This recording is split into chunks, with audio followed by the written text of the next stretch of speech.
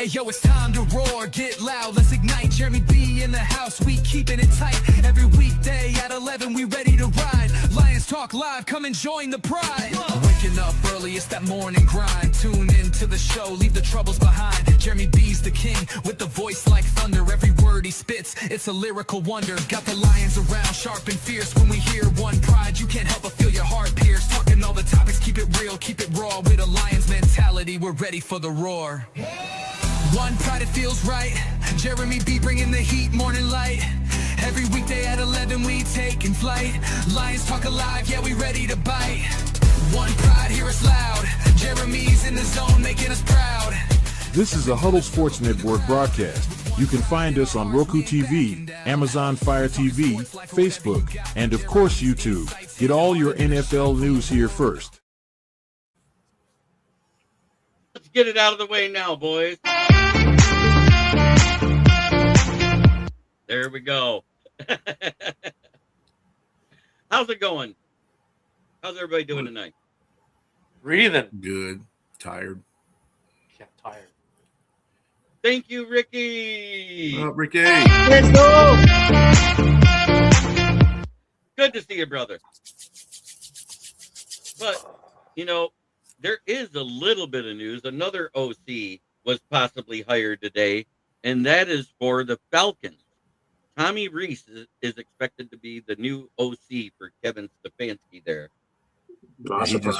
He just followed him over from. That's like a Harbaugh deal where Todd Monken followed Harbaugh to the Giants.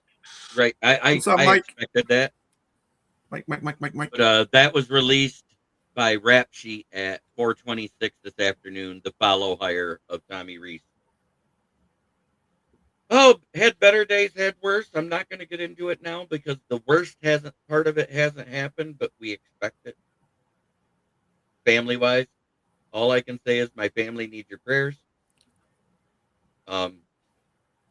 Especially my cousins, my uncle's daughters, the two oldest ones. On Christmas Eve, their mother that was fighting cancer for 6 years passed away. And here it is less than a month later, and it's looking like he's going to. So, prayers up for my family. Absolutely. Robert Neil Lilly, 76 years old. Turned 77 on January 5th.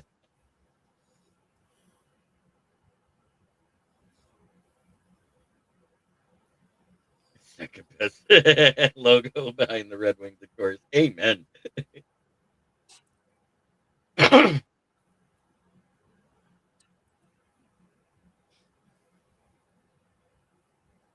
Yeah, you know, let's revisit back in 2021.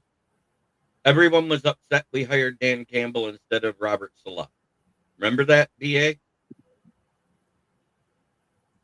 Hey, I was one of those Lions fans. I didn't give a damn. Just hire somebody. It's going to work out whatever way it was going to work out. It's your turn, Ken. Hit it. You got the same soundboard. Oh, wait a minute. No? There we go. I had to find the right key.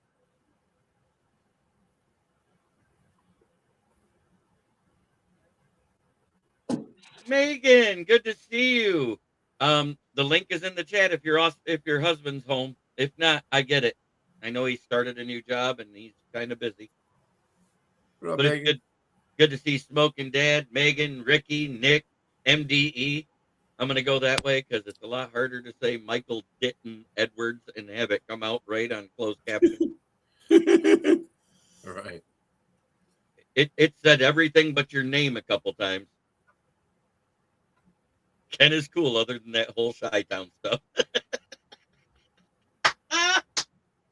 Born and raised, baby. Born and raised. Yeah, you can deal with them once in a while. But like the rest of the NFC North, they won the division. Congrats to them. They're on the couch and headed to Cancun. We gave up on Cancun. We prefer better vacation destinations. We're going to cross the water to Cozumel, the island, where there's less cartel activity. There we go. Okay. Either way, you're still heading to Mexico. Yeah, we're going to Mexico for some Coronas and some good ceviche. Amen. Adam won't be joining us because they're doing their show about the Steelers a little late. He might be jumping in towards the end of the podcast. Oh, and his job is still killing him too. Yeah. Now it's a job with the weather. That poor man is just dying. That would be funny, and I think Jamie would hate it. The Bills interviewing Anthony Lynn for head coach. Yeah, I did see that. Not until Saturday. They did their first interview was Joe Brady right now. They're not interviewing Lynn till this weekend. Oh, here's some other news. Speaking of the Bills, since your last show, the Bills did make their GM like higher up. They gave him like a promotion. Yeah. Yes, to President Foot. And we got a newbie. That's correct. All out Broncos, 1858. Broncos percentage chance of winning. I'm going to put it at 35% because if that defense can make it so the offense doesn't have to do that much, they can win. If you stick with us to the end of the show, you'll even get our game predictions. Yep, and we will be doing that towards the end of the show. Hey, JB, can I do a Bills rant for a quick second here?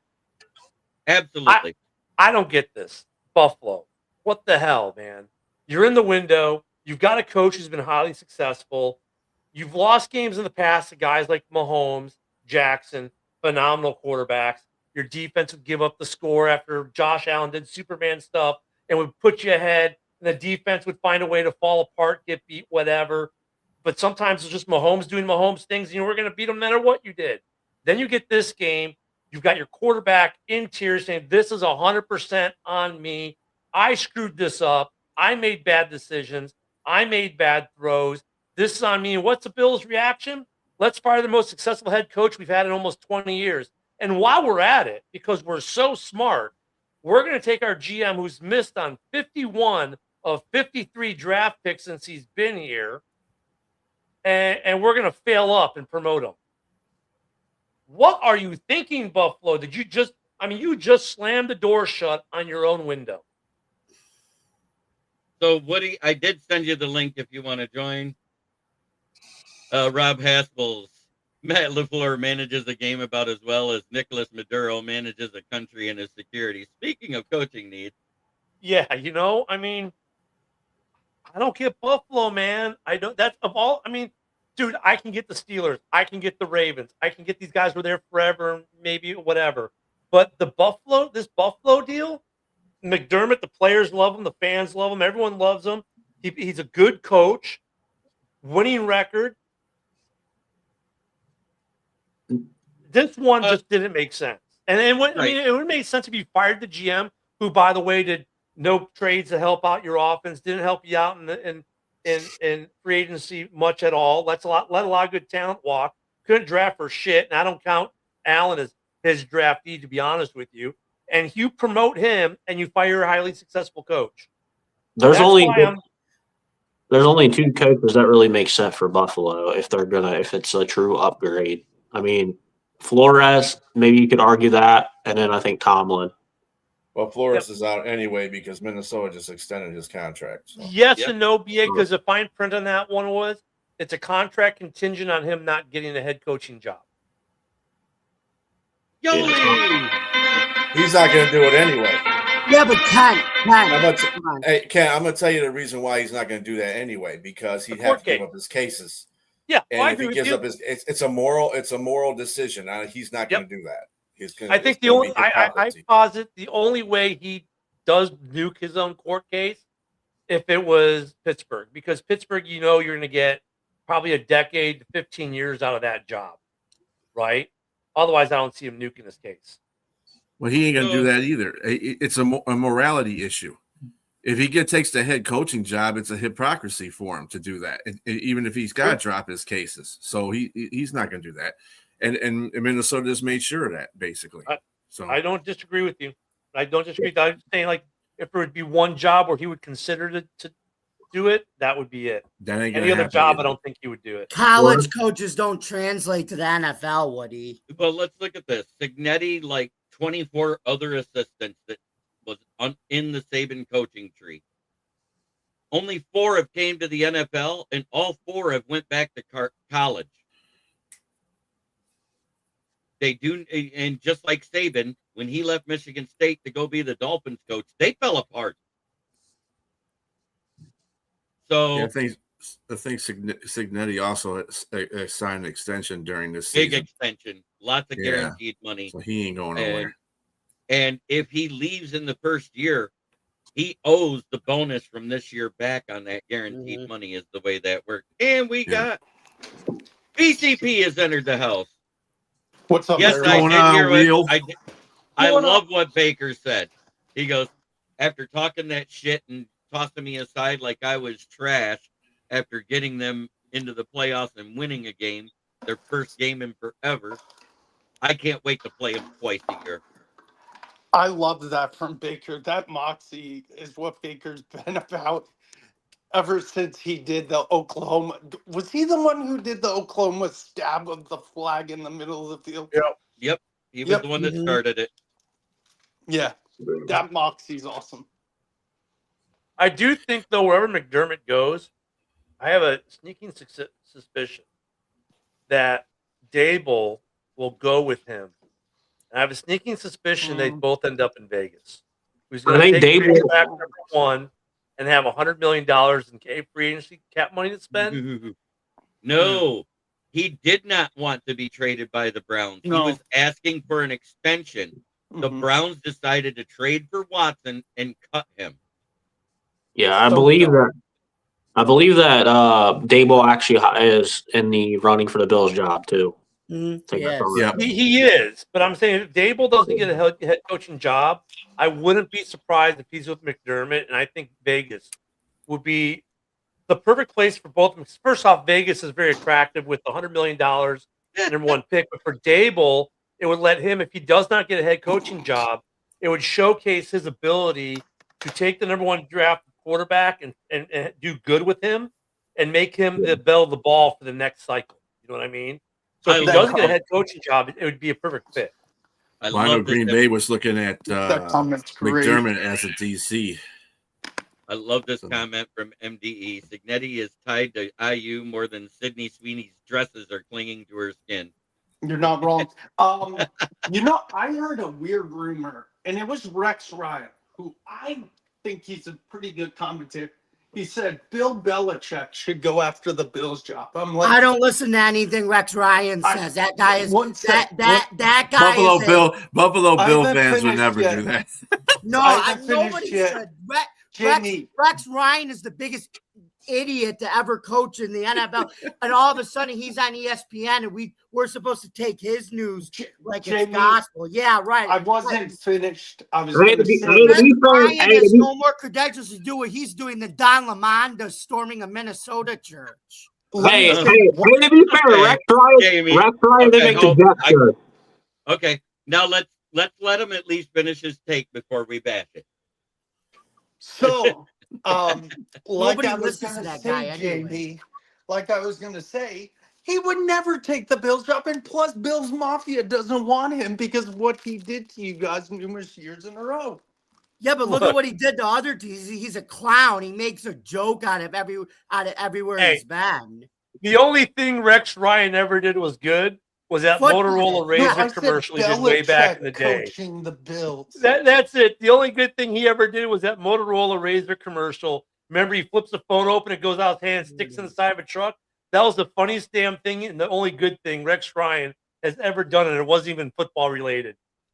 I don't know. I think I'd give him some credit for the Jets. Yeah, I think I will say this: if Rex Ryan did take a job, I think it would be like a DC of the Lions. If anything, the way he defends us all the time, you got to admit he defends this team more than anybody on that panel. Yes, he does. I know one thing: if he does get hired, they're going to have to put some kind of polarizing filter on the TV so his teeth won't fucking blind your ass. Yeah. By the way, Jordan, I love the mustache, Jordan. Pearls. I love the facial hair, Jordan. When's Dan Orlowski being an offensive coordinator? Not happening. No. No, but As soon as you what start he stepping said, out of the end zone the wrong way. what he said though made sense when he said it because it was suggested on the Pat McAfee show by the assistant in the production booth, and they brought him in and they asked him the question, and he said the right answer. No matter how you feel about Dan Orlovsky as a player, he said the right answer as an analyst. I would love to coach the Lions. I love Jared Goff. He has defended Goff a lot of times this year. He goes, I love the Lions organization. I would love to coach this team. I would love to be the offensive coordinator. That is the right thing. Oh, I'm sorry. No, he won't.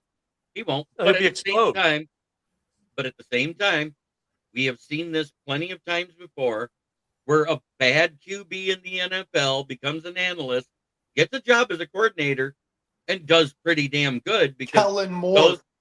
those who can't play coach. Yeah, but Well, Orlovsky, in Here, his case, I'll give you a perfect example in your own division. Kevin O'Connell. Yep. Kellen Moore is a good example too. But at the same time, the thing about him, like Orlovsky, he can't coach, so he commentates. And it's easy to armchair quarterback it after the fact. Well, I love to see him try to do it at point of impact.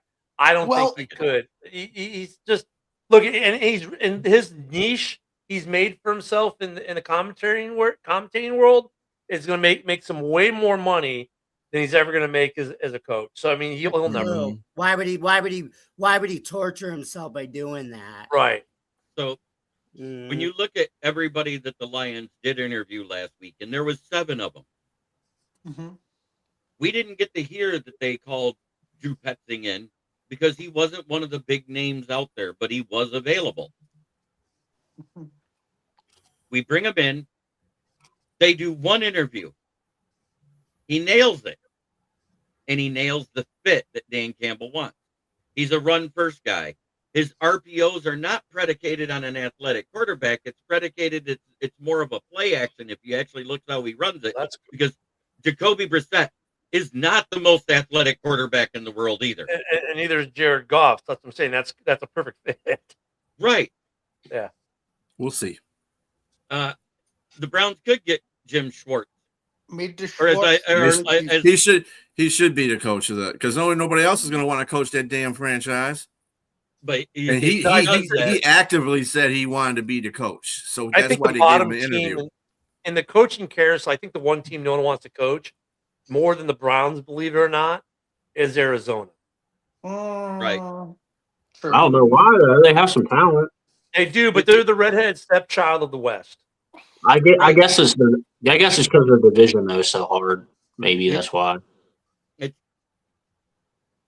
It was kind of like this division and why it was so hard for Chicago Bears to get the right coach for so long after letting go of Lovie Smith. Ken knows exactly what I'm talking about. The talent was there in spots, but it wasn't a team. There was no chemistry. Do you agree with that? Yes, but there's a second piece to that. So you've got that part, and then you've got the part like Lovie Smith. Even he was not a complete success as far as I'm concerned in Chicago because he never got the right OC. Had he ever gotten the right OC, like Gase unfortunately was a couple years after he left. If Adam Gase had been his OC, right, then the Bears would have been, oh my God. That's the thing. The Ben Johnson thing worked this year. Why? Because Allen's a good defensive coordinator. So with these coaches, it's 2 things. One's the player personnel, that exactly what JB said. The second piece is, man, you got to have the right yin to your yang, or it's never going to work out. Eberflus, exact same thing. Had the talent, had a good defensive mind, but his offense, he never had a good OC, and that's why we really suffered. I don't think it has legs. I think that was a big rumor that was written by an offbeat piece by one of those rookie writers trying to make a name and get clickbait for himself. Because that's what it looked like to me. Because when I looked at the art, and what's the hardest position?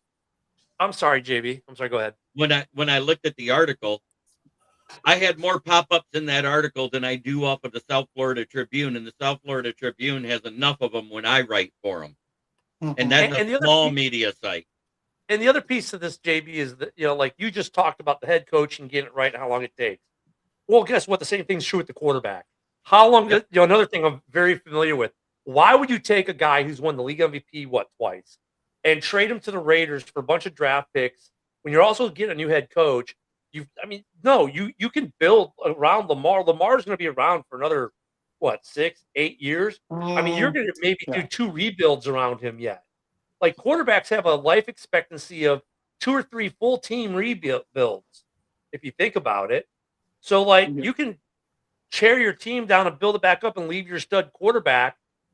You just got to make that he survives it. And so it makes no sense to me why you would do that. It's like I've heard, well, Allen should request a trade from the Bills. Why? Even if they're going to do a complete implosion, tear that team down, they'll rebuild it around Allen. So they're never going to trade out. The only argument that I would say the whole Lamar thing is Lamar is getting near that age where his athleticism is going to decline. It already So then has, you wonder, if you look does he at it. become like And Michael Vick? he's had these injuries this year on top of that. So, But guy you can look at was Michael Vick, and look how good of a pocket quarterback Michael Vick was towards the end of his career. So if he makes that transition, well, it was weird, and they let him walk out the building after that. Greg Roman actually turned him into a pocket passer that one year, and he had a great year at quarterback, his highest completion percentage, lowest interception, a great win rate. And then they ran into the Bills in the wild card round and got smoked because the defense sucked, not because Lamar sucked. I mean, but Lamar did throw that awful pick when he had a chance to win the game, throwing into triple coverage versus, I think that was the rookie year for Likely, who was wide open at the goal line, and he didn't know he was a goal line threat yet. I like Michael's comment, but the only problem with your comment, Michael, which is hilarious, is the only problem with that is like when it comes to these things, like guys like, well, Max Crosby, that the money you'd have to eat, Lamar, the money you'd have to eat. Guys, when they do these trades, just like they get creative with the money too, in the way that it doesn't hit you as hard as you think it should hit, and then they convert stuff to bonuses. And the one complaint that Mike the Bear fan has, and it's legit, is that $1 spent's not $1 against the cap, because it really isn't. And if they trade Lamar, or if Max Crosby were to get traded, because those rumors, of course, are starting up already, or Garrett were to get traded, or any of these big contract guys, there are ways around that number that makes it more feasible for both teams. Basically, both teams have to decide how much of that cap are they going to eat in that trade. Well, that's what happens. Proof in the pudding is who's in the AFC Championship right now, the Denver Broncos. Yeah. Yep. Denver Broncos. And they ate all that Russell Wilson money. And I'm saying they ate up all that Russell Wilson money. Don't get me wrong, May is athletic, but he's not burning up the field like Josh Allen either. I'm talking about the whole contract thing with like and that's a fair point. And to go a step further, that was on a straight up cut. So when you're making a trade, you're not eating $80 million. You're eating far less. But I'm saying Denver is like, hey, we'll rather take the dead cap, and they survive with it. So that just proves that you can manipulate the cap. Well, why were they able to? They got a good rookie quarterback contract to mitigate that loss of money. Look at how much here's the biggest thing.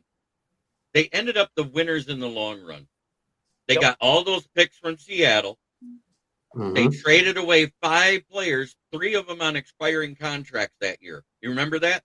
It was 5 players, one of them being Drew Lock, Noah Fant, who's no longer on the team. That defensive tackle who's not there with Seattle anymore. And then 2 other UDFAs is what they threw in. They did 2 throw-in players that got cut before the training camp was over because there was nothing against the cap. Everybody and then when Seattle got rid of them, I mean, when Denver got rid of them, they just ate the entire dead cap because and they were willing to do it. So think about it: if they're willing to eat that much dead cap, $80 million at that point, like to trade Lamar, you're not eating $80 million. You're eating nothing close because you might eat on a trade. If you're Baltimore, you're eating very little, and if you're the team taking them in, you're mitigating that cap size. So, I mean, there's ways they manipulate that. So, I mean, financially speaking, any of these big guys are tradable. But then when you go to like guys like Lamar, Josh Allen, quarterbacks, the big quarterbacks, it's a little bit harder because like that is a really hard position to find the guy at. And if you've got the guy, trade him at your own peril because you might not get another guy. The next guy could be 2 decades away for you. The only difference between though like Lamar and a lot of these other quarterbacks though is the Ravens are going to have to go through like kind of a rebuild because their roster's getting old. So being through McDermott under the bus for saying he didn't want Keon Coleman or that he wanted Keon Coleman.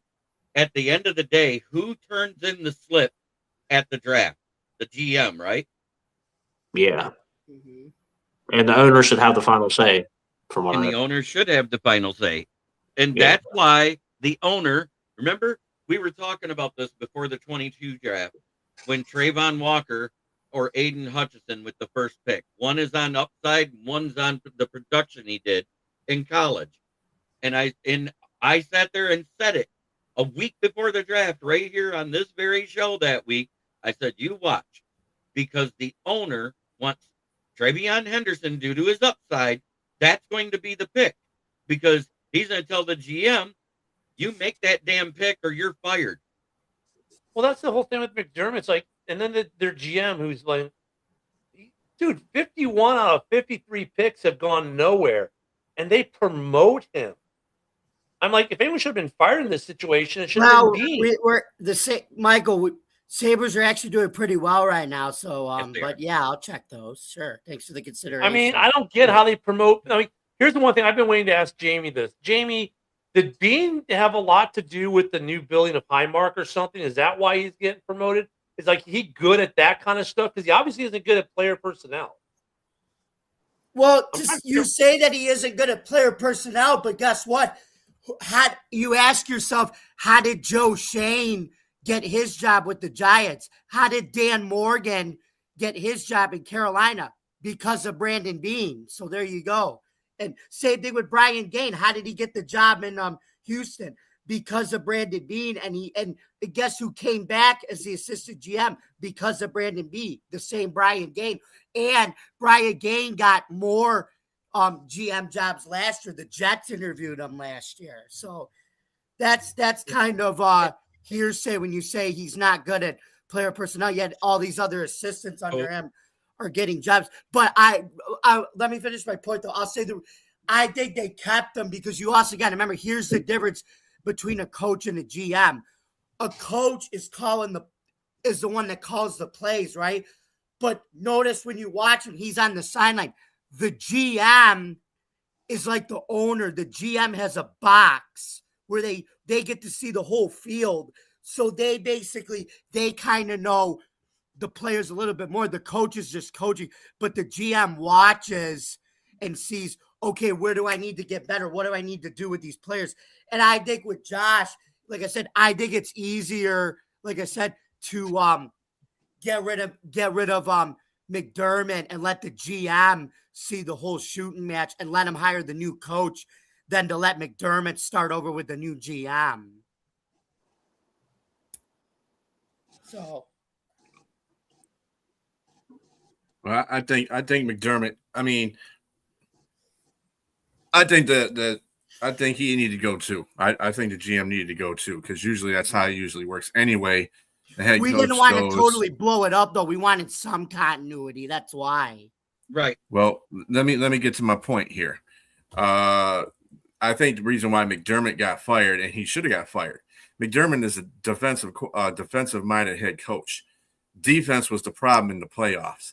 Kind of reminds me of the Rick Carlisle thing when he was with the Pistons. Remember, he was with the Pistons for so long, won so many games, and got up to that point, and then they fired him and got Brown, and then they started winning stuff. It's the same thing here with McDermott. He gets to that point, and he can't get there because the defense shoots him in the foot. The offense has never been a problem.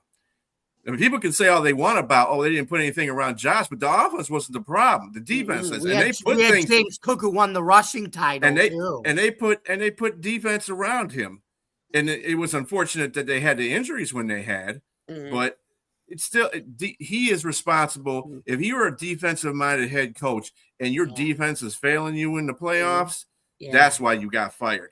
I don't understand that, but I'm agreeant with you, Ken, because I think Bean should have went with him. I agree that Bean should have went with them too, because like I said, I agree that McDermott's a defensive coach, but I also think the defense is very bad because of not just McDermott. I think personnel on defense. So that's why I personally think Bean should have went too. You also I think we would. That means we could have promoted Brian Gain maybe. Who on Buffalo's defense are teams really game planning for? If we think about it, Matt Milano's past his prime. Who else on that defense are you really game planning for? There was a point where they had Walker had a good rookie year if he keeps developing. Yeah, but you're not teams aren't like worried and game planning about him. He's not an Aiden Hutchinson or a Miles Garrett or a shutdown corner. Like there's nobody on Buffalo's 330-pound defensive tackles shut the run down. Yeah, but there's nobody your coordinators are worried about it. Like, hey, this guy's an elite player in the position. Well, at the same time, they had somebody major injured. Starting wise at every level of that defense throughout the whole season. Exactly. When one would get healthy, the other one would get injured in that thing. At one point, they had two of their starting linebackers out for like 4 straight weeks, if I remember. And our defense still finished in the top 10 with a crappy run defense. And I don't think that's the thing, though, is I don't think their personnel is that good. I think that's why Bean should got fired. I don't think the personnel is that good. I think I have to disagree with that because their personnel has been good over the time that McDermott has been the head coach. Their defensive personnel has been decent, good enough. They should that 13 seconds. You know what should have got them fired earlier. That 13 seconds that drive took place that Kansas City scored on them, because that's all. That's all defense. McDermott and Bean got into a pissing match with McDermott over that after that game was over. Do you guys know how many the last time a Buffalo Bill had 10 sacks in a year? Probably back in the Jim Kelly days. Sacks are great. Sacks in the season. Do you guys know the last Buffalo Bill to have 10 sacks in the season? Yeah, but sacks are not the end all be all stat. You still have to be able to stop. You still got to be able to do other things too. I'm not saying that, but you know who the last Buffalo Bill is? Bruce Smith is the last Buffalo Bill to have 10 sacks. Back in the day when defensive ends played all 4 downs. That doesn't happen anymore because they rotate. Montez Sweat had 10 this year. And that Bears team had almost no sacks. But that's the point I'm trying to make. Is I agree that McDermott should have been fired, but I also think Bean should have went because a lot of McDermott's failures were also personnel based. They don't have who on the Buffalo Bills is number 1 or number 2 wide receiver. I think they got Shakir was this year. Shakir's like a number 3. If Shakir was on any other team, he'd be a number 3. I'm going to back you up on that because if you look at their wide receiver roster, it reminds me a lot of the Packers roster. There's no true number 1. I think Packers got better wide receiver. Packers got better wide receiver. Right. It's everybody eats, bud. Remember that? Yeah, I understand everybody eats, but at the same time, you look at the Lions roster and they say, "Oh, they don't have a true number 1." I don't care what you say. Amon-Ra St. Brown is a number 1 on almost anybody. And he also blocks. Whoever says that is an idiot. Right, I know, but that's my thing. Is right. Right. Think about it. That's what your receivers also have to. Sorry, Jeremy. Go ahead. Jen, back me up on this. How many times did we hear that from Vikings and Packers fans about the Lions roster that Amon-Ra was not a number 1 wide receiver his entire career? I agree with JB, but the reason why St. Brown gets that because his size is deceptive. So people don't look at him and go, "Oh my God, he's a prototypical 1 by size and whatnot." But he does it anyways with his skill and his talents, right? And I think that's why for some of it's trash talk within the division, but the other piece is like he's not a prototypical big guy. But St. Brown for some of the physical lackings, if you will, of whatever a prototypical number 1 is, he far more than makes up for it in the way he plays ball. Let me tell you, he's the number 1 who could play the X, the Y, the Z, the slot, whatever. This is how you know the Bills' receiving core is bad when they had to sign Brandon Cooks and McCole Hardman. That should tell you all you need to know. That is bad. And I'm going to tell you this. Brandon Cooks had 2 bad drops, and I'm not even talking about the interception because everybody freeze frames it at the point where he started to get control as his knee hit the ground. They missed that half a second before that where the ball was bobbling as the guy got a hold of him. Yep, And I remember that. And the guy sat there and goes, there's not enough to overturn the interception The because fact he was that the Bills bobbling it. that Josh Allen has done so much for so little for so long that he can now do anything with nothing is phenomenal. Todd And Brady, they put except him in for there hey, guess that what? gives him something Todd to Brady, work except with. for Gronk and Julian Edelman, who did he have as receivers? It's the same. I know. thing. Well, Hey, I understand. I'm not knocking it. I'm not knocking Josh Allen. Don't take it that way. Well, no, that neither was I. I mean, you No. think about it. Josh Allen has done Right. so much with so little for so long that he can now do anything with nothing. So when they Right. give him something, look out. Well, that's That was always Dan why they call him Marino's Superman. problem. I mean, He had that was one of the things McDermott threw at Bean before he got fired too. Is he said, "Well, the Jaguars just traded for Jacoby Myers for a 5th round pick. Why couldn't we have done that?" Right. Because Jacoby Myers instantly would have been a 1 on your roster. Oh, yeah. Or I'm sorry. even the guy for Seattle. Look at the impact he's making on Seattle. Shaheed. Why didn't we trade for that? He's our best receiver, and he's like their number 3 on Seattle. But if he's on our team, he's our number 1. Right. Mm-hmm. And it goes back, and I heard people say because of certain things that happened this season, because of Leaf when he was out of the lineup for a while, and then we had to use Tesla a couple of games, and then when Leaf comes back, everybody forgets how sure he is on 3rd down. He's almost like Amon-Ra St. Brown on 3rd down for Goff. And so that's why Tesla's production, if you look at it, snap count and receiving targets, when Leaf was in, the targets almost disappeared. Yep. And it goes hand in hand. Leaf is probably going to be a free agent this year. We already re-signed the one running back who had better kick return yards. We still have Tom Kennedy, who technically averaged more punt return yards, even though Leaf set the franchise punt return yardage record. Yep. And I'm just putting that out there because a lot of fans are going, "Oh man, what are we going to do about this, that, and the other?" I said, stop looking with that closed window of one part of it. We still got the draft coming up. There's free agency. We don't know who we're signing. Mm-hmm. Josh Allen did have something before he plays for the Patriots. Oh, that was bad. But anyways, Josh Allen took over that game in Foxborough in that 4th quarter and lit up the Patriots defense that game. Jordan even talked about it in our chat because he's a part of the NFL Roundtable chat I have because he's a regular on here. We talk ball and we try to talk it intelligently in that chat. It's less of a shit talking chat and more of a, hey, let's talk ball chat. Don't you agree? Yeah, yes, indeed. Yes. As much as he likes to talk shit to Vikings and Bears and Packers fans, he still makes it realistic most of the time. I mean, my biggest thing for shit talking usually is a meme that somebody else created. Yeah.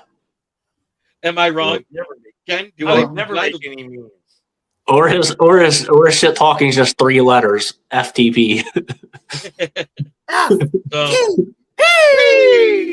You know what's great about FTP? I sent it to Jeremy. I sent to everyone. It's the garbage bins that are rolling down the rainstorm down the driveway. No, that would be LeBum James. He's the king of robbing. Get it right. Actually, speaking of the Packers, did they hire anybody to replace Halfley yet? No. Yeah, they were looking at Sean McDermott. I just mentioned that. Yeah, But they're still crying that Ben Johnson said "fuck the Packers." They're still trying. They're still trying to get they're still signing petitions to try to make them apologize.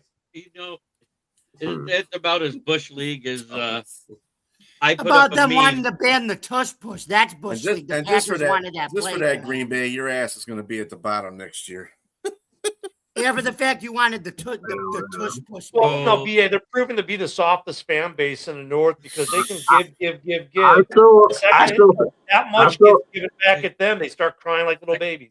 I got a great question, Ken. Other than the Bears, what was the record of wins and losses only in the NFC North for all three other teams? Everyone else was 9-8. I mean, you were 9-8. They were 9-8. I mean, if it 9-7-1. wasn't for them being so bad, they had to score 40 points to tie the Dallas Cowboys. yeah, they would have been out. They would have been out. They got in because of the bye. That's a lot. I mean, that's a 9-8, 9-8, 9-8-1, or 9-7-1. If they didn't have that tie, do you know who technically would have been second place in the North? Minnesota. Minnesota, because they had a win over them. They had a win over the Bears. I mean, and they just like the whole way they reacted to the Ben Johnson thing post game. After the playoff game, they're crying like little babies over it. It just shows you they've been given to the NFC North and talking trash and getting in people's faces for years because they were the best of the worst. Do you guys? Anyone gives them a dose of their own medicine back at them?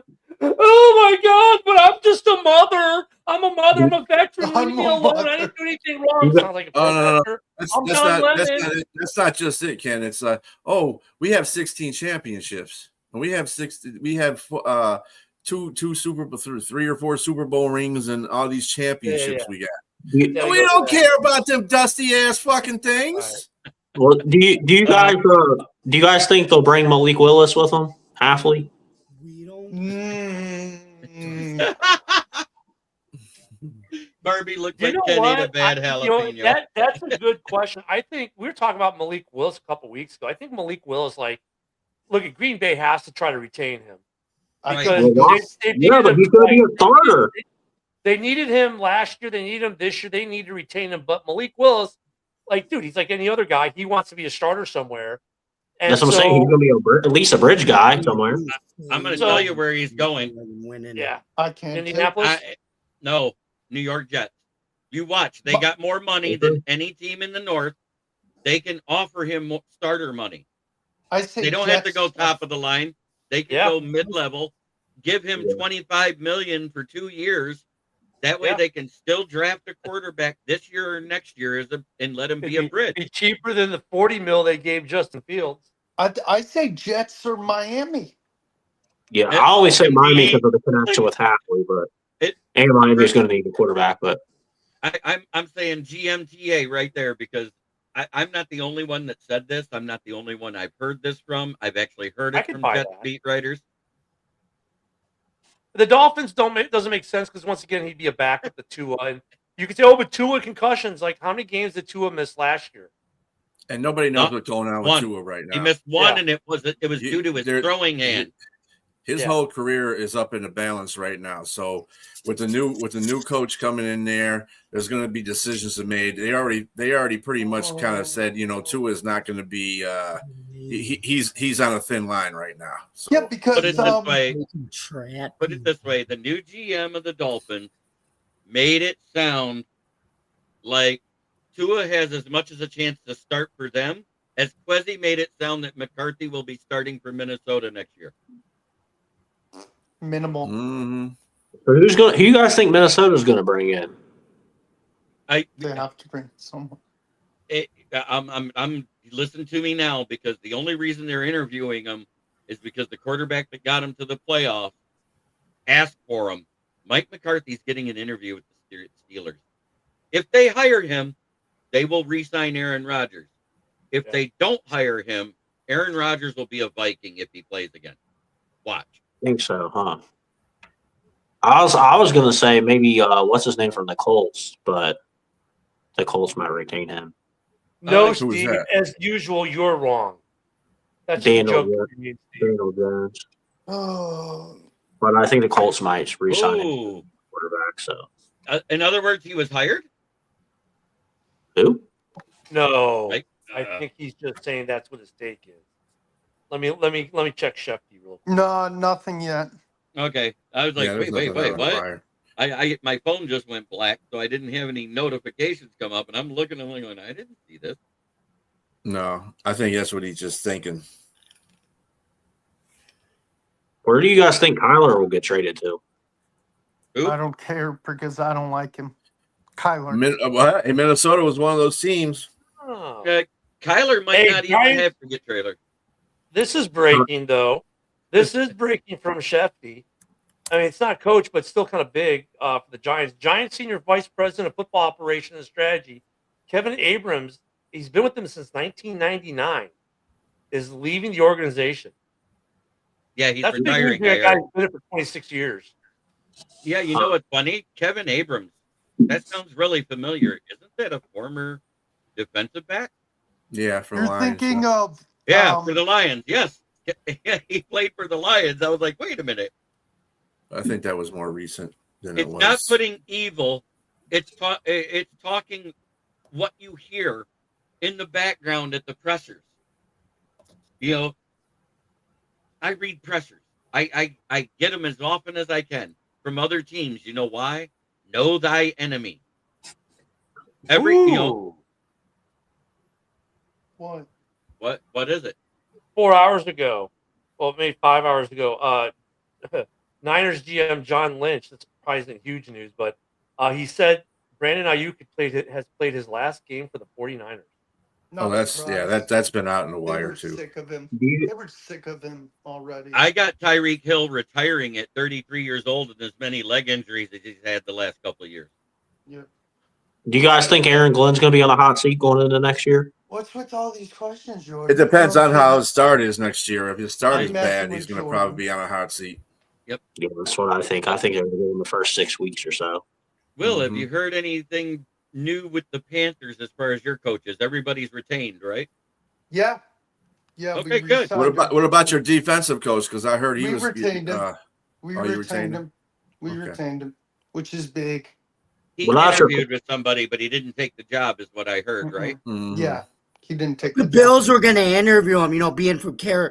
He's Carolina. not going to The Buffalo. freaking Falcons, dude.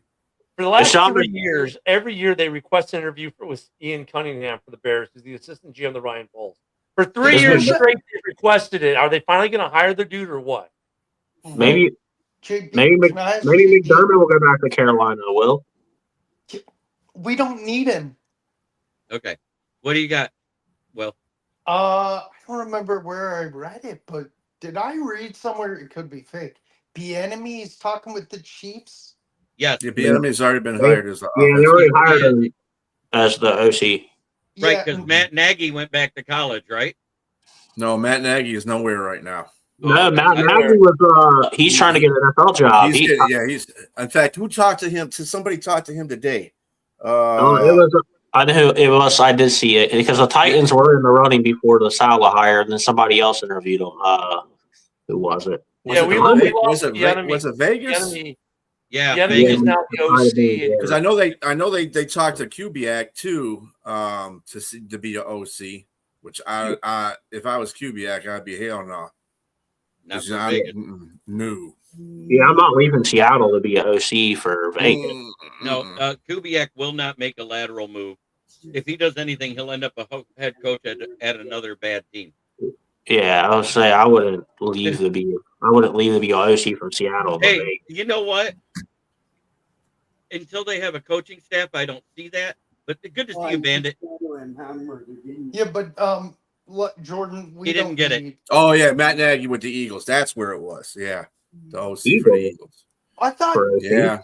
Oh. Because they try to get McDaniel. McDaniel shut everybody down once he got the coaching job in LA. Well, he failed his head coaching interviews, is what I heard. And here's the thing. We all know how eclectic Jim Harbaugh is. We saw how eclectic Mike McDaniels is. I'm surprised. I'm surprised that they took him there because their philosophies are totally opposites of each other. Because McDaniels is more of an air raid type of system, and Harbaugh's that north-south ground and pound, beat you into the ground with the running game type of system. I think it may help Herbert, but he needs weapons. Yeah, Yeah, I that's think- why they can't just Ain't your keep- He's got weapons. He needs an You do- offensive line to stay. Yeah. stay Well, yeah, solid. Joe Alton, the tackle should be back. Slater, so they should. Yeah. Be Well, and you go from sunny They Miami do gotta to rebuild sunny LA the- if you're McDaniels. I mean, but not the They do got to do a little Bears in Hall inside. They need to rebuild their interior, but their All right. tackle should be back. So it's time to do the review of last week because we are to the AFC and NFC championship game. And lo and behold, the number 1 seeds are still in for both of them. And it's the number 5 seed, the Rams, facing off against the number 1 seed in the NFC. And in the AFC, it's the number 1 versus the number 2. And it's kind of the way I thought it was going to break down the whole time. I never bet against the Patriots once in this postseason, did I, Ken? Not that I can remember. Who's gonna run? Yeah, Matt Nagy did suck when he was the Bears coach. We all know this. Yeah, he sucked so bad. He was the coach of the year. I mean, look at but still, it's not like he sucked. He did have a winning record. He left Chicago with a winning record, and then when he goes to KC and does, I think that's why he went back to KC. So he got some of that Chicago stink of that last year in Chicago off him, and he did a good job in KC. But he'll get a job. Well, I mean, that's the same argument you can make for Kevin Stefanski too. He won 2 Coach of the Year, even though he robbed Dan Campbell for one of them. But that's speaking of the Eagles, I'm surprised they didn't go after Cliff Kingsbury. Yeah, where is he? He hasn't interviewed with anybody. What's going on with that? Maybe he's taking time off. Okay, so let's talk about it. We got the Rams going to face Seattle. Who you got, Ken?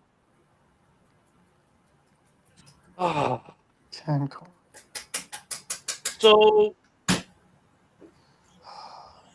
I'm kind of leaning towards the Rams on this. Their defense was really good in Chicago.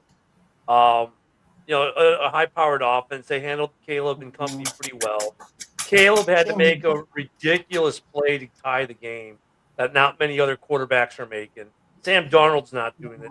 Put it that way. So their defense was actually really good. They did a pretty decent job with the Bears' run game. So their defense is good, and that's not the problem. The problem is, of course, the Seattle defense. But the Rams were the number 1 offense coming into the postseason. So that's a good strength-on-strength matchup. I like Stafford to make less mistakes than the Ginger Jesus.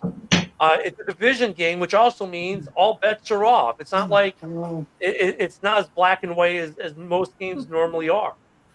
I think this is a good game. I think LA ends up going to the Super Bowl like a lot of us predicted at the beginning of the year. Can I say something real quick, JP? I hear a lot of feedback from Jamie's mic. Oh, it was just background noise. It's okay now. Okay. Anyways, Jordan, who you got? Who do I want to play, or who I actually have winning? Who do you got winning? It's the same, but I hope we play Sam Darnold because you know how Sam Darnold plays when he plays the Patriots. But so who do you got? But this is tough. It's a toss-up, really. I mean, they play each other twice in the regular season. They both split. I think Seattle's playing like the better team right now.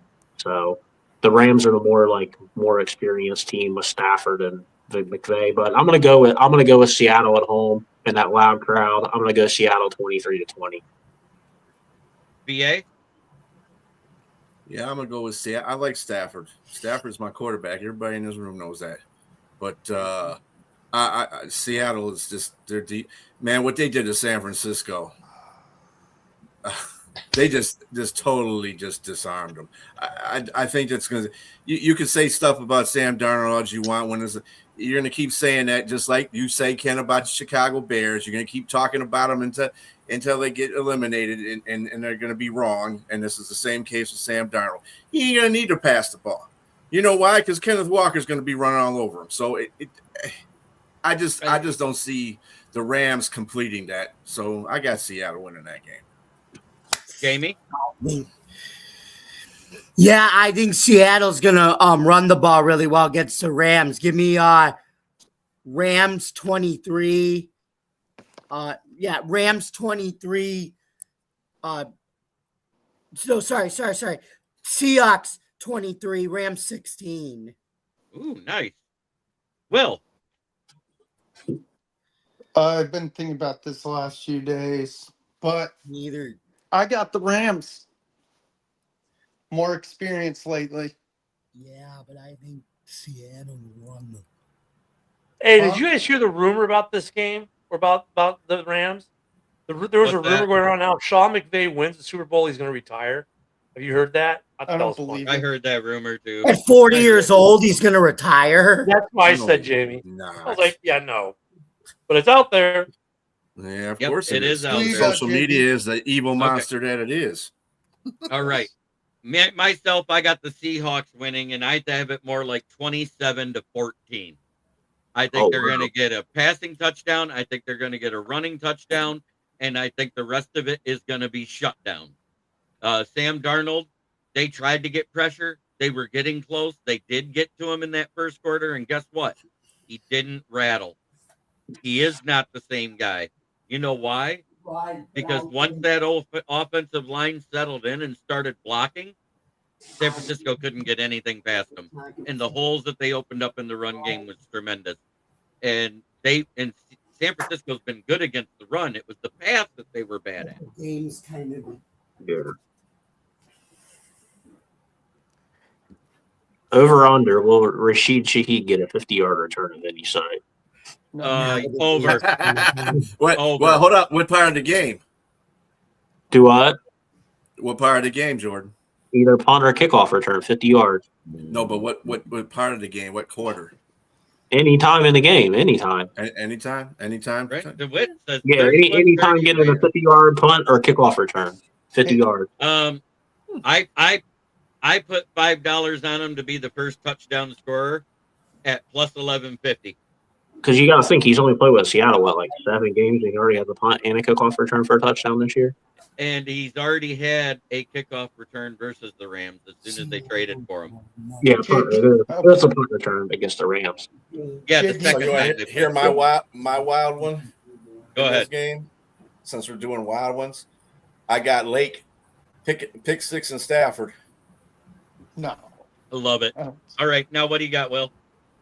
Can I go real quick on this one because I've got to bounce?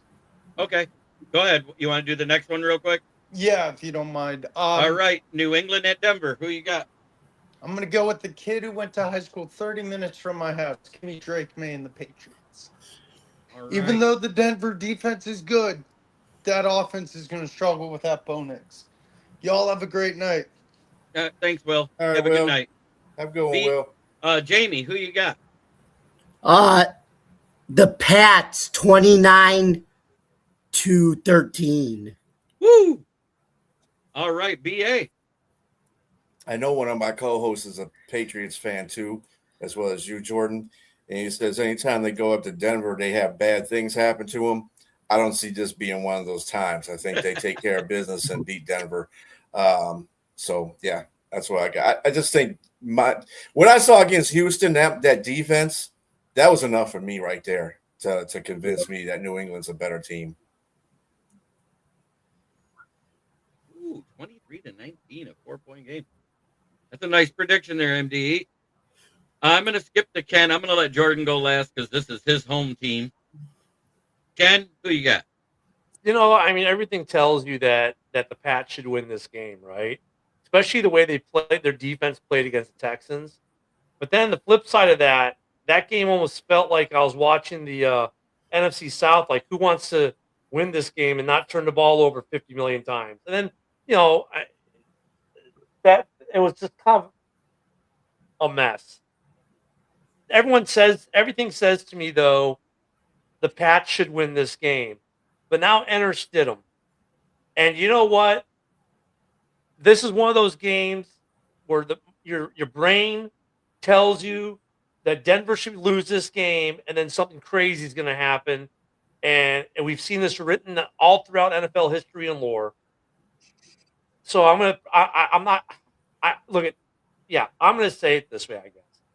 The Pats should win, but I would not be surprised if Denver wins this game and we get some new lore that happens. And that's about as clear as a prediction. I know it's clear as mud, but I mean, you know what I'm saying though? It's like Pick a team, Ken. Pick a team. So I think the Pats should win it, but I'm not going to be surprised when Denver wins this game either. And that's where this is a weird game for me. I mean, you can say that about both divisional games, but I mean, whatever. Jordan? So Conference game. I got the Pats, but I hate that we're playing a fucking backup quarterback. I'll be honest, but I don't like it. It's giving me PTSD from Nick Foles again. Thank you. But it's Yeah, and it's funny you should say that because I'm going to bring this up. Guess who they brought in as a backup to Jarrett Stidham to help coach him through how to be a good backup quarterback? They brought in Big Dick Nick. Wait, really? They signed Big Dick Nick as their backup. Oh my gosh! If he plays, I'm gonna be pissed. They're gonna do a Philly special. Well, yeah, if he plays, I mean, hey, you knocked Stidham out, so that's good. That's points for you. I mean, that's why this game is so hard because like we've seen this. I'm trying to come up. I was like thinking about this game. I'm trying to come up with ways I think Denver can win, and like there's only like one way I really think Denver can win, and that's like the Patriots just turn the ball over a bunch. Because last week, I know J.K. Dobbins is maybe coming back. Yep. But they're running. RJ Harvey is good. J.K. Dobbins as a 1-2 punch with him, it makes that even more potent. And he has been practicing. They said that before J.K. Dobbins got hurt in week 10 or so week 11. They were like they were a top 10 rushing offense, but then since he went out, they were like a bottom 10 rushing offense. Right. So it's just like if you look at the Lions wins, they were a top 5 rushing offense. You look at their losses, guess what they were? 30th. Yeah. So another thing is that the Patriots are getting pressure on Stidham like they did the first 2 playoff games. They're going to be in trouble because the Patriots set a playoff record for the first 2 games with 72 pressures. They had 72 pressures in their first 2 playoff games. Right. The Patriots defense has been getting pressures like crazy too. Mm-hmm. Yeah, both defenses. If you look historically, these 2 defenses are so good. It is hard to pick a winner because defenses win championships. We've said it how many times? Well, even last week, I mean, look at the offense didn't win the game for New England. The defense did.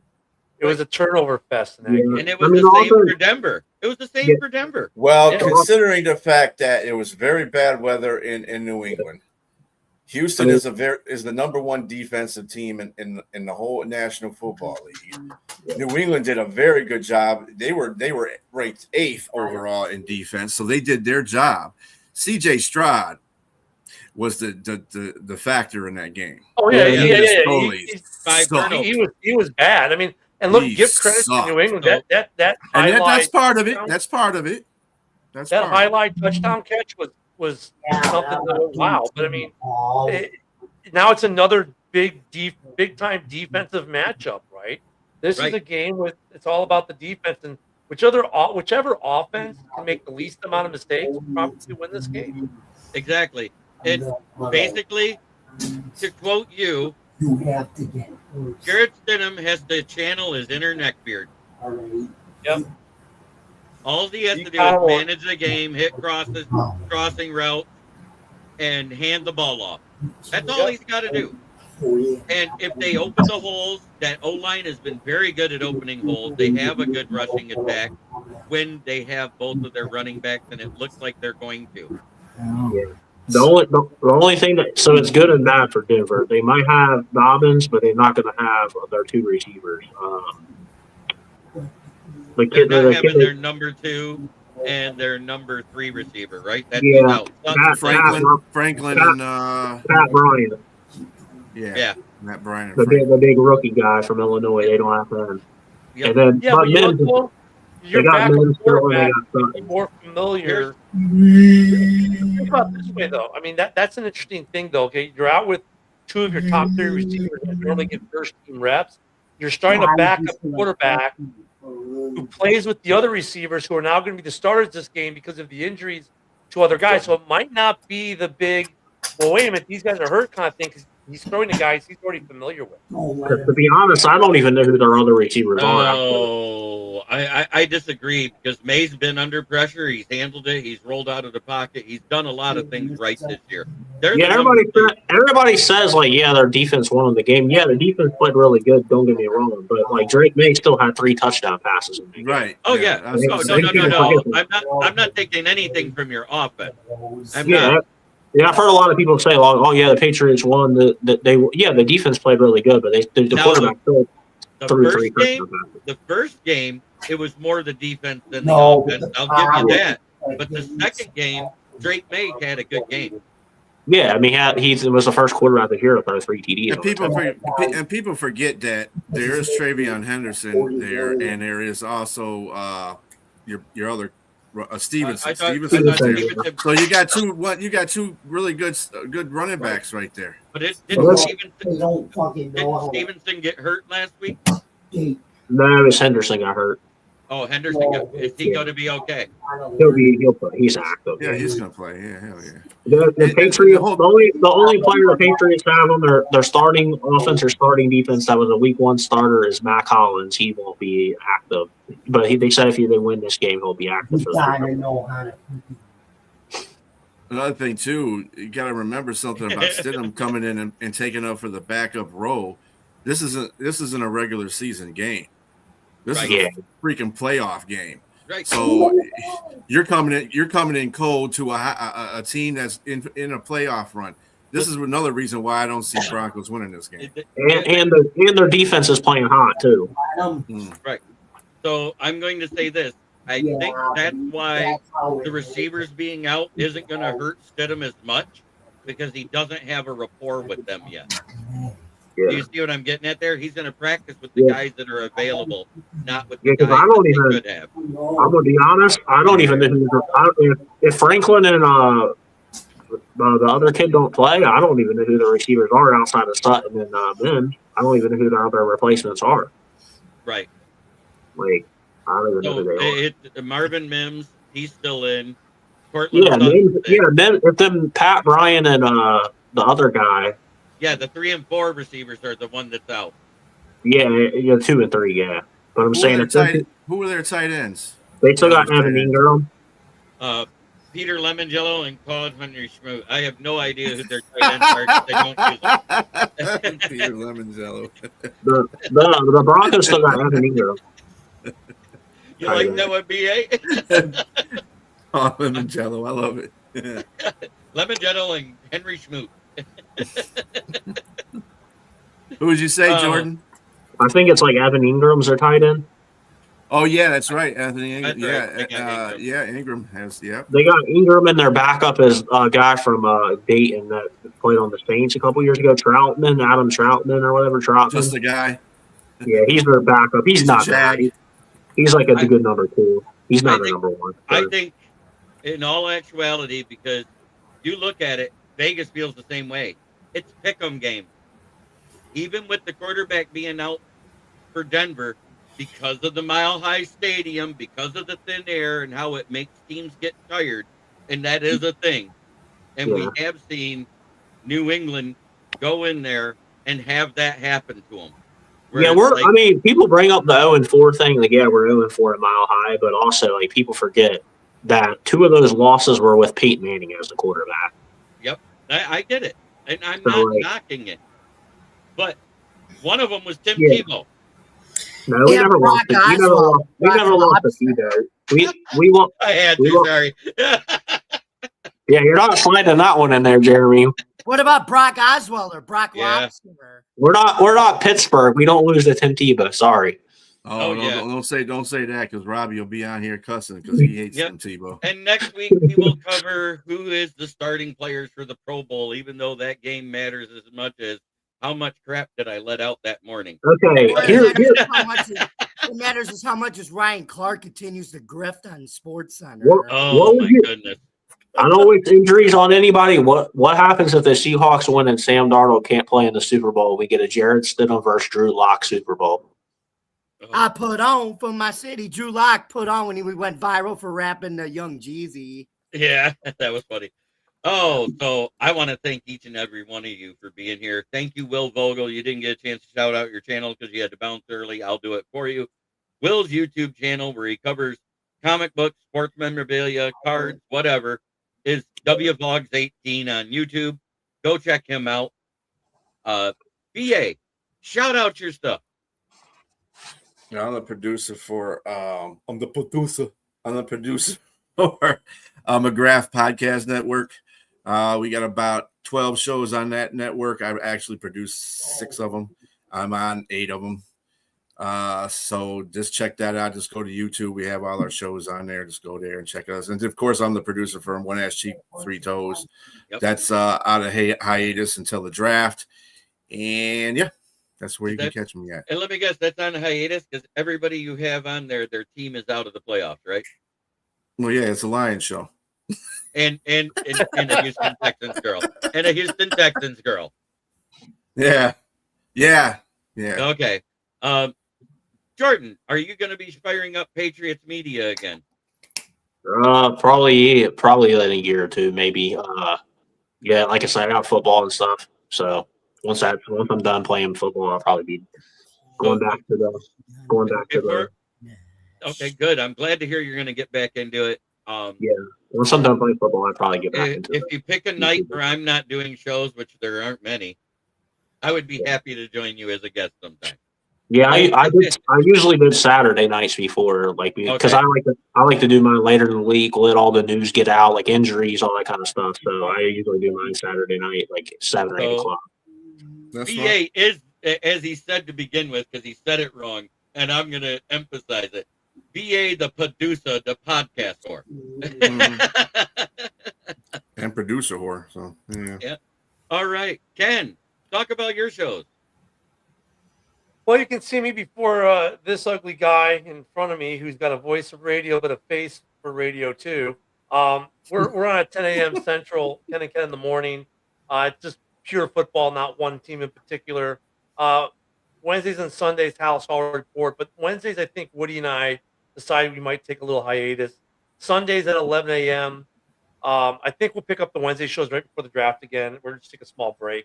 And then, of course, you can catch me with Jamie and everyone else on Tuesdays with Driving to the Top Productions for their open mic. And Snoop Van Poop, I got something coming up with him on X and a couple other guys on X. So, you know, I'm not as big of a whore as BA is, but I'm damn near close.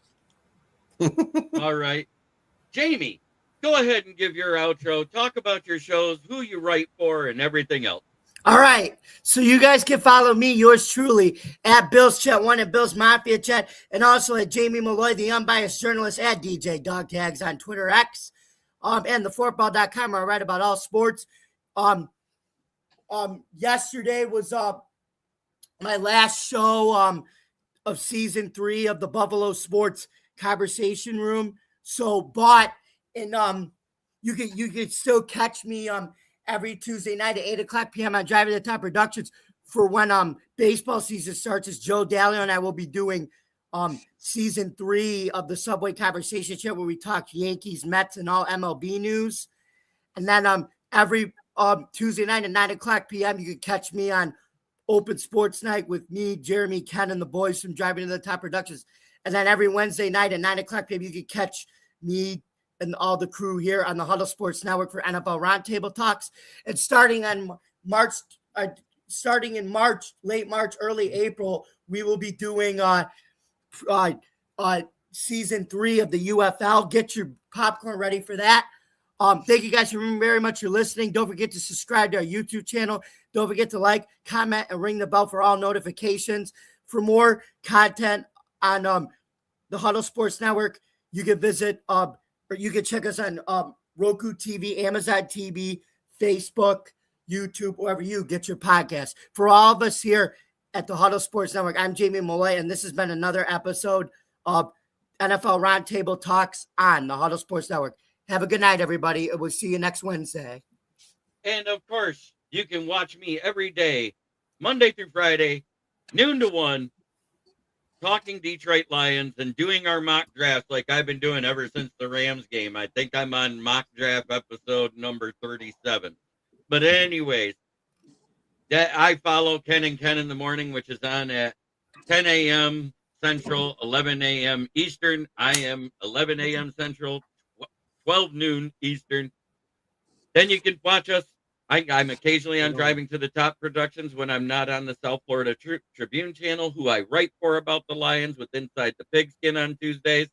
Wednesday nights, I'm right here with these guys and whoever else I can get to come on, whether it's Ralph Williams, Adam McNally, Big Rich.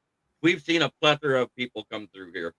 I wish I could get some of the big guys I used to get on here, but they all have their own shows now, and they're too busy because they run it at the same damn time. Glover Quinn, I'm calling you out. Quinn Cook, it's good to see you here. But that's on my channel, Kneecap Biting with the Motor City Lions. On Facebook, I go live into the channel. The page is the same name, as well as the Huddle Sports Network page, as well as the main event page. On Twitter, I go into Talking Sports 18 on X, and also on Rob Hassel's, which is Sir Rocker VWO. Is that right? Vikings World Order? Yep. I'm also live into your Kick channel, which is Ken the Bear Fan, just like it is everywhere else. And of course, wherever BA puts me. Rumble, excuse me. Rumble.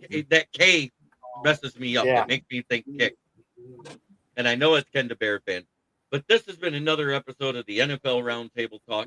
If you came in late, please go back and rewatch it. Don't forget to hit the like. Ring that bell for the notifications wherever any of us are, because that's the only way you're going to see us anytime we go live. Have a great night, everybody. And try every day to be a better person than you were the day before. That's the only way to make the world a better place. It starts right here. Much love, everybody.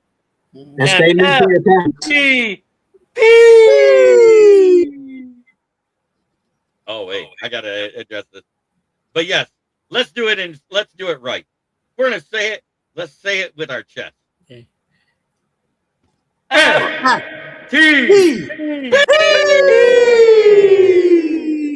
Back to back.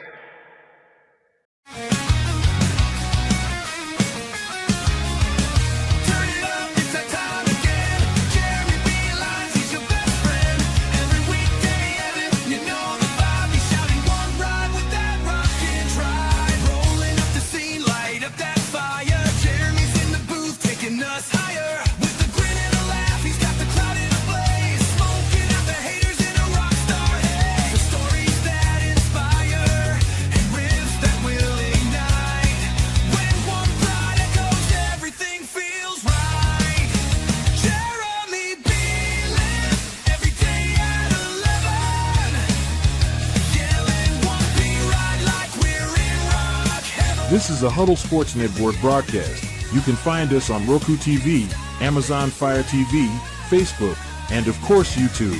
Get all your NFL news here first.